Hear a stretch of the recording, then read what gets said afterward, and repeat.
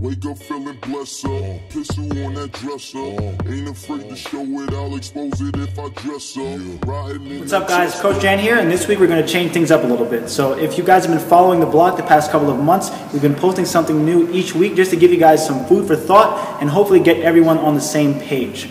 Right? So this week I'm going to talk to you guys about training optimally. And in other words, how far myself and the other coaches actually want you guys to push yourselves. So to illustrate this, I'm going to give you guys an analogy that a lot of you may already know. So here goes. Behind me, this little right angle thing is a cliff. All right, this is a cliff.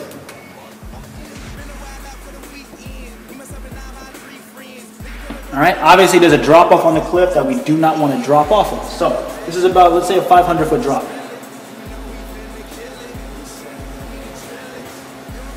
And in front of this cliff is a wonderful view. Right?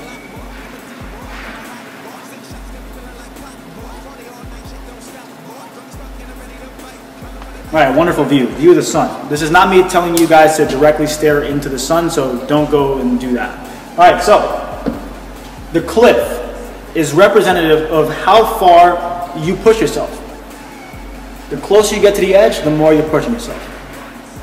The drop off is a bad thing, obviously, but this is parallel to, let's say, injuring yourself or puking during a workout or just burning out, right?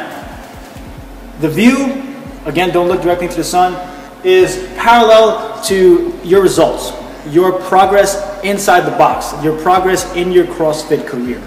So, these three tick marks here are representative of three different people that you could be. This is you.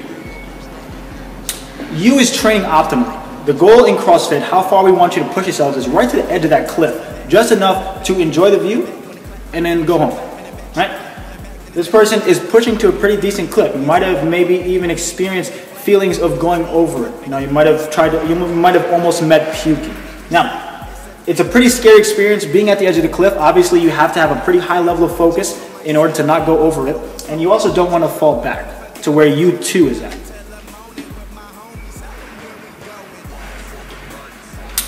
You too can be a bunch of people. You too can be the person that is just going through the motions.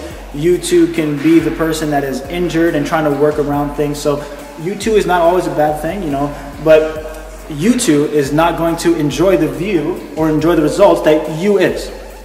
Now, you three went over the cliff. You three pushed too hard, you three got injured, you three threw up, right? When is it okay to be you three? Let's say competition day. You know, we train every day under a timer, or most days. We tell you to go as hard as you guys can, but just remember guys, the intent is to get you guys here.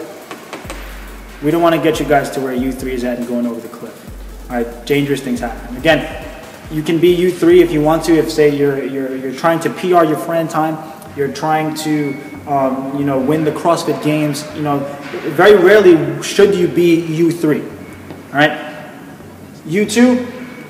Again, you want to avoid that as well. All right, you want to push yourself to a pretty decent clip. You want to go. You want to go hard. You want to pace yourself to the point that you are almost over the cliff, but just not there yet. Now, this takes experience. This takes, you know, an awareness of your body, an awareness of how you feel, and just like where your cliff is, right? But again, the goal is to get you here. Now, the question to ask yourself, are you you? Are you you two? Or are you you three? Now, if you guys have any thoughts, questions, comments, or concerns, show us some love and drop us a comment. Thanks.